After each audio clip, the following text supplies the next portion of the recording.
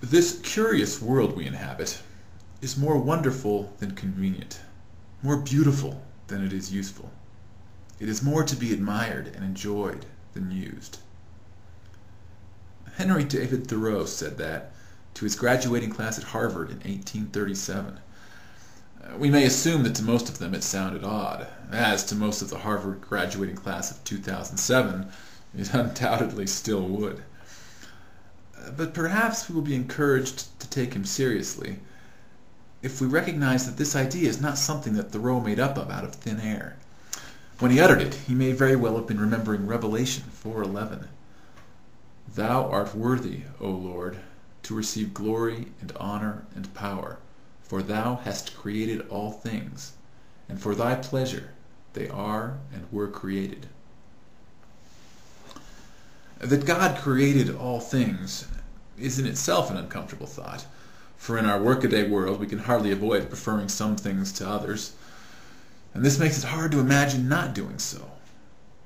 That God created all things for his pleasure, and that they continue to exist because they please him, is formidable doctrine indeed, as far as possible, both from the anthropocentric utilitarianism that some environmentalist critics claim to find in the Bible, and from the grouchy spirituality of many Christians. It would be foolish, probably, to suggest that God's pleasure in all things can be fully understood or appreciated by mere humans. The passage suggests, however, that our truest and profoundest religious experience may be the simple, unasking pleasure in the existence of other creatures that is possible to humans. It suggests that God's pleasure in all things must be respected by us in our use of things, and even in our displeasure in some things.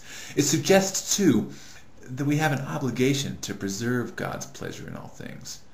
And surely this means not only that we must not misuse or abuse anything, but also that there must be some places and some things that by common agreement we do not use at all, but leave wild. This bountiful and lovely thought that all creatures are pleasing to God, and potentially pleasing, therefore, to us, is unthinkable from the point of view of an economy divorced from pleasure, such as the one we have now, which completely discounts the capacity of people to be affectionate toward what they do, and what they use, and where they live, and the other people and creatures with whom they live.